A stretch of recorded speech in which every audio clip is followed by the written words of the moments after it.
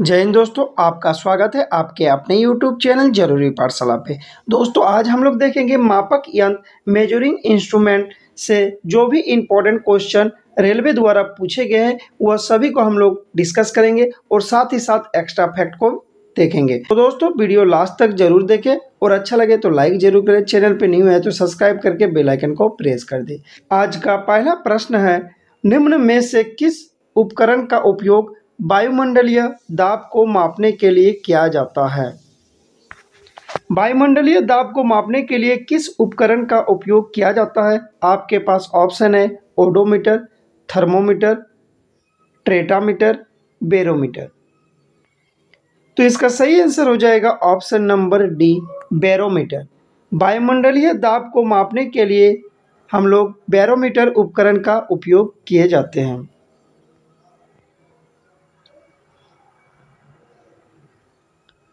आगे देखेंगे, ओडोमीटर वाहन द्वारा चली गई दूरी को मापते हैं। दोस्तों ओडोमीटर क्या मापते हैं?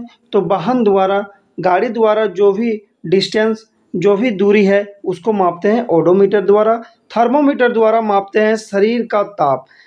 हाइग्रोमीटर वायुमंडल की आर्द्रता मापने में, हाइग्रोमीटर का उपयोग कब होती है? तो दोस्तों वायुमंडल की आर्द्रता मापने के लिए। और बैरोमीटर अभी आपको बताएं वायुमंडलीय दाब मापने के लिए। अगला प्रश्न है, हाइग्रोमीटर से क्या मापा जाता है? तो अभी दोस्तों बताएं कि हाइग्रोमीटर द्वारा क्या मापे जाते हैं?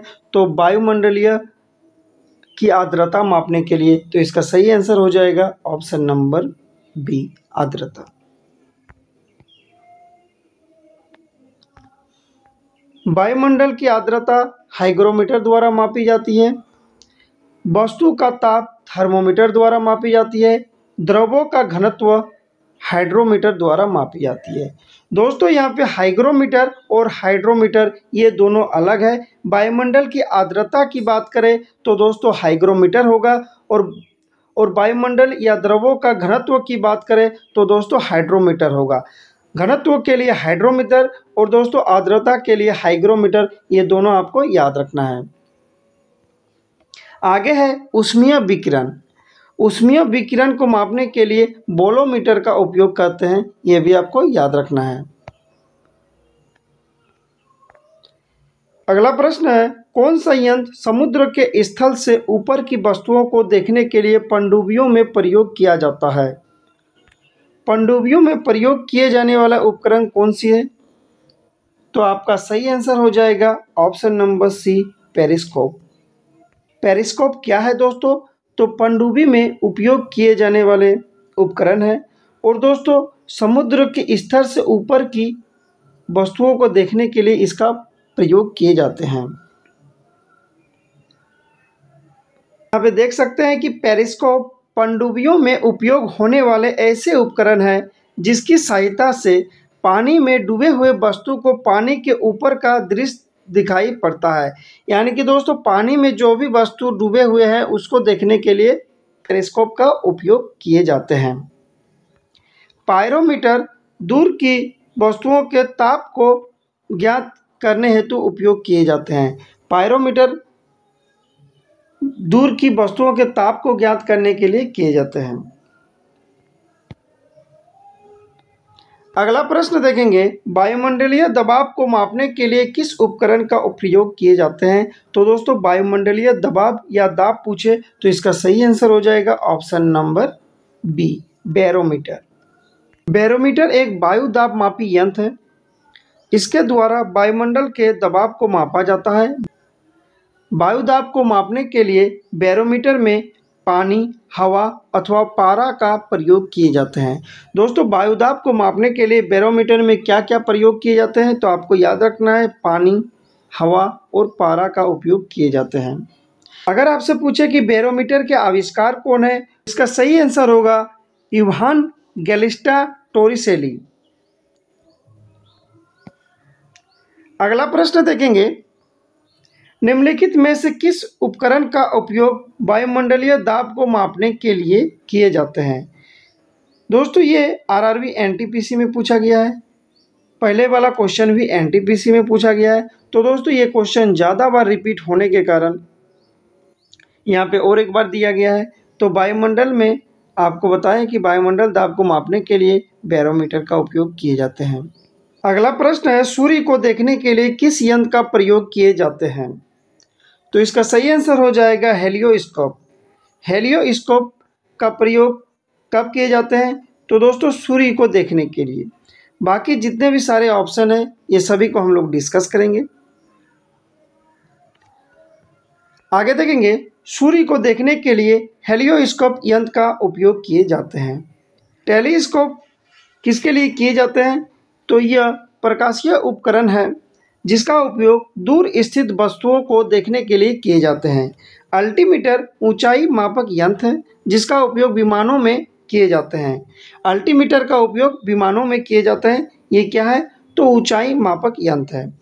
अगला प्रश्न है साथियों, विभवांतर को मापने के लिए किस उपकरण का उपयोग किए जाते हैं? अमीटर, गैल्वेनोमीटर, विभव मापी या वोल्टमीटर? इसका सही आंसर हो जाएगा ऑप्शन नंबर डी, वोल्टमीटर। ये प्रश्न आरआरबी ग्रुप डी 2018 में पूछा गया है। तो दोस्तों विभवांतर को मापने के लिए वोल्टमीटर का उपयोग किए जाते हैं। विभवांतर का यूनिट भी वोल्ट होती है। आगे देखेंगे, एक कूलम घनत्व आवेश को विद्युत क्षेत्र में एक बिंदु से दूसरे बिंदु तक ले जाने में किए गए कार्य को उन बिंदुओं के मध्य विभवांतर कहते हैं। इसका मात्रक वोल्ट होती है। यह एक अदिश राशि है और विभवांतर को मापने के लिए वोल्टमीटर उपकरण का उपयोग किए जाते हैं। आपको याद रखना है। अगला प्रश्न है, विभवांतर को मापने के लिए किस उपकरण का उपयोग किए जाते हैं? तो अभी आपको बताएं वोल्टमीटर, ऑप्शन नंबर डी।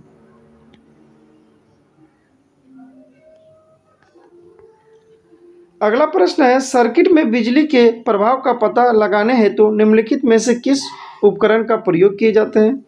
दोस्तों सर्किट में बिजली का प्रभाव का पता लगाने के लिए किस उपकरण का उपयोग किए जाते हैं? ये आरआरबी एनटीपीसी 2016 में पूछा गया प्रश्न है। आपके पास ऑप्शन है गैल्वेनोमीटर, एनीमोमीटर, बैरोमीटर और इलेक्ट्रोमीटर।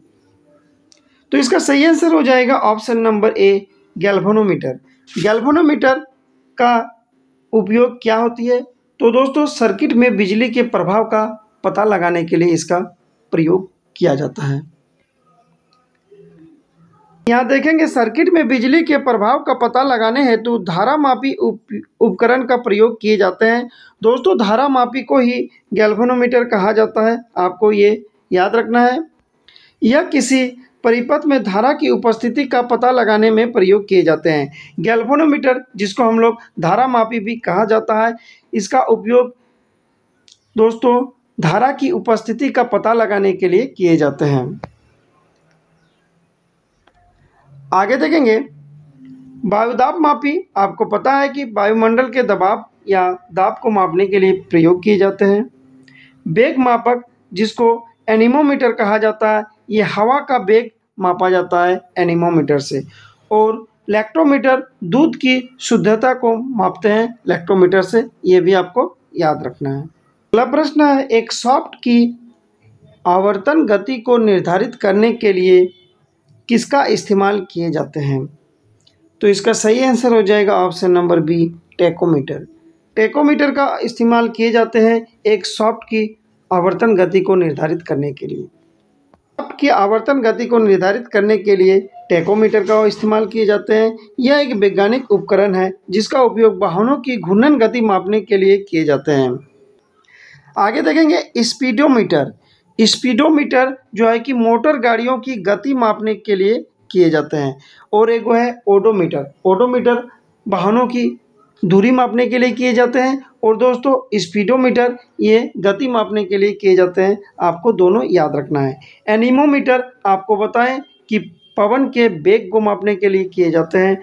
ओमीटर, इसका उपयोग दोस्तों जलयान में सही समय का पता लगाने के लिए किए जाते हैं। आगे देखेंगे, विभव मापी मूलतः एक उपकरण है। तो दोस्तों विभव मापी क्या है? तो मापन उपकरण है। विभव मापी कैसा उपकरण है? तो दोस्तों ये मापन उपकरण है। अगला प्रश्न है, इनमें से किस उपकरण से विद्युत धारा मापा जाता है? कुछ देर पहले बताएं दोस्तों कि विद्युत धारा मापे जाते हैं एमीटर से। इसका सही आंसर हो जाएगा option number B. Ammeter, ammeter या एमीटर किसी परिपथ की किसी शाखा में बहने वाली विद्युत धारा को मापने के लिए इसका उपयोग करते हैं। बहुत कम मात्रा वाली धाराओं को मापने के लिए मिली अमीटर या माइक्रो अमीटर का प्रयोग किए जाते हैं। तो अगला प्रश्न है अमीटर। तो दोस्तों अमीटर क्या है, यहाँ पे ऑप्शन दिया है गया है कि अमीटर को परिपथ में श्रेणी क्रम में संयोजित किया जाता है। सही बात है दोस्तों, अमीटर को श्रेणी क्रम में जोड़ा जाता है। अमीटर में निम्न वैद्युतिक प्रतिरोध होना चाहिए, ये भी सही है। अमीटर कम विद्युत खींचता है, ये भी सही है। यानी कि ऑप्शन नंबर डी जो है सही है, ये तीनों हो जाएगा। देखिए यहाँ पे दिया गया है कुछ इंपॉर्टेंट पॉइंट। अमीटर एक धारा मापक यंत्र है जो परिपथ के श्रेणी क्रम में संयोजित किए जाते हैं। दोस्तों अमीटर जो है ये सीरीज में जुड़ा हुआ रहता है। अमीटर धारा का मापन एम्पियर में करता है। एक आदर्श एम्पियर का आंतरिक प्रतिरोध शून्य होता है। बहुत ही इंपॉर्टेंट क्वेश्चन है दोस्तों, बहुत ही इंपॉर्टेंट पॉइंट है। यहाँ से क्वेश्चन हमेशा पूछे जाते हैं कि एक आदर्श अमीटर का आंतरिक प्रतिरोध क्या होती है, तो दोस्तों शून्य होती है, ये चीज़ आपको याद रखना है। तथा एक आदर्श वोल्ट मीटर का आंतरिक पूछे जाए तो दोस्तों उसका क्या हो जाएगा, तो उसका हो जाएगा अनंत होती है। यहाँ पे वोल्ट मीटर का भी दिया गया है। तो दोस्तों यहाँ पे वोल्ट मीटर का भी दिया गया है कि आदर्श वोल्ट मीटर का आंतरिक प्रतिरोध क्या हो जाएगी, तो अनंत हो जाएगी, और आदर्श अमीटर का आंतरिक प्रतिरोध शून्य हो जाएगा। ये आपको याद रखना है, बहुत ही इंपॉर्टेंट है। अगला प्रश्न है किसको मापने के लिए स्टेला गोमोमीटर का उपयोग किए जाते हैं। स्टेला गोमोमीटर का उपयोग दोस्तों पृष्ठ तनाव को मापने के लिए किए जाते हैं। इसका राइट आंसर हो जाएगा ऑप्शन नंबर बी। अगला प्रश्न देखेंगे, ओडोमीटर एक ऐसा उपकरण है जिसका उपयोग गाड़ियों की दूरी मापने के लिए किए जाते हैं। तो इसका सही आंसर हो जाएगा ऑप्शन नंबर बी। ओडोमीटर क्या है दोस्तों, तो गाड़ियों में दूरी मापने के लिए किए जाते हैं। और स्पीडोमीटर क्या है, तो गाड़ियों में गति को मापने के लिए किए जाते हैं। दोनों अलग है, दोनों को आपको याद रखना है।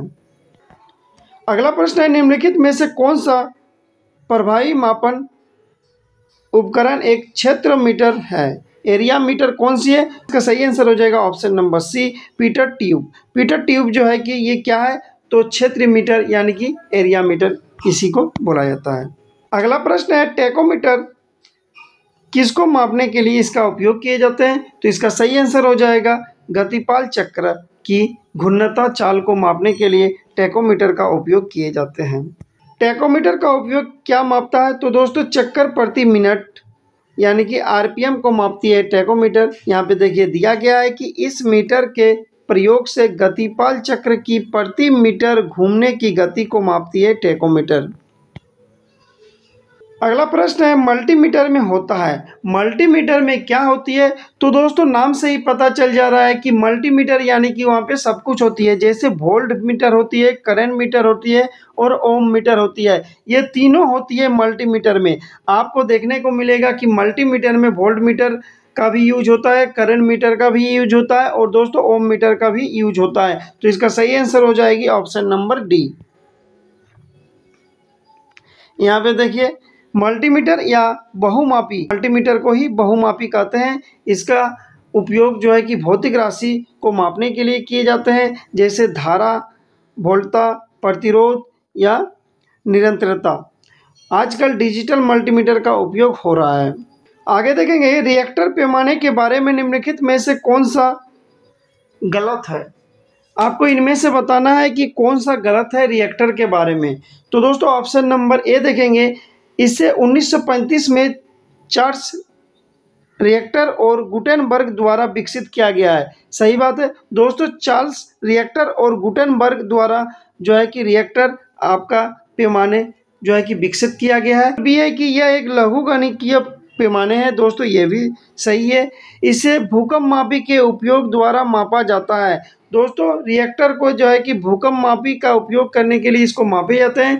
तो ये तीनों सही है, तो इसका राइट आंसर हो जाएगा ऑप्शन नंबर डी। रिएक्टर पैमाने पर 8-9 की तीव्रता का अर्थ है हल्का भूकंप। तो दोस्तों ये गलत है, यही आंसर हो जाएगा। अगला प्रश्न है, तरल पदार्थ के घनत्व को मापने के लिए किसका प्रयोग किए जाते हैं? तो दोस्तों तरल पदार्थ के घनत्व की बात करें तो दोस्तों इसका सही आंसर हो जाएगा हाइड्रोमीटर। अगर आर्द्रता की बात करें तो दोस्तों उसका हाइग्रोमीटर हो जाएगा। तो इसका सही आंसर हो जाएगा ऑप्शन नंबर बी, हाइड्रोमीटर। अगला प्रश्न देखेंगे, पानी के अंदर की वस्तुओं को पता लगाने के लिए किस यंत्र का उपयोग किए जाते हैं? तो दोस्तों पानी के अंदर की वस्तुओं को पता लगाने के लिए सोनार का उपयोग किए जाते हैं। इसका राइट आंसर हो जाएगी ऑप्शन नंबर सी। अब सोनार से रिलेटेड जो भी इंपॉर्टेंट पॉइंट है उसको हम लोग डिस्कस करेंगे। यहाँ पे देख सकते हैं कि सोनार, इसका उपयोग पानी के अंदर वस्तुओं को पता लगाने के लिए इसका प्रयोग किए जाते हैं। आगे देखेंगे सोनार का फुल फॉर्म दोस्तों एग्जाम में पूछे जाते हैं, तो इसका फुल फॉर्म होती है साउंड नेविगेशन एंड रेंजिंग, आपको याद रखना है। और दोस्तों इसमें अल्ट्रासोनिक वेव्स जनरेटर द्वारा पानी के अंदर भेजे जाते हैं, जो वस्तु से टकराकर परावर्तित होते हैं और जनरेटर से रिसीवर द्वारा रिसीव कर लिया जाता है, जिससे पानी के अंदर वस्तुओं की स्थिति का पता लग जाती है। तो दोस्तों सोनार से रिलेटेड इतने इंपॉर्टेंट पॉइंट हैं। अगला प्रश्न है, जहाज़ों में क्या मापने के लिए इकोलोकेशन का उपयोग किए जाते हैं? तो दोस्तों पानी की गहराई, इकोलोकेशन का उपयोग क्यों किए जाते हैं? तो दोस्तों पानी की गहराई को देखने के लिए इसका उपयोग किए जाते हैं। जहाज़ों में इकोलोकेशन का उपयोग पानी की गहराई मापने के लिए किए जाते हैं। इकोलोकेशन का सिद्धांत सोनार के सिद्धांत के समान होती है।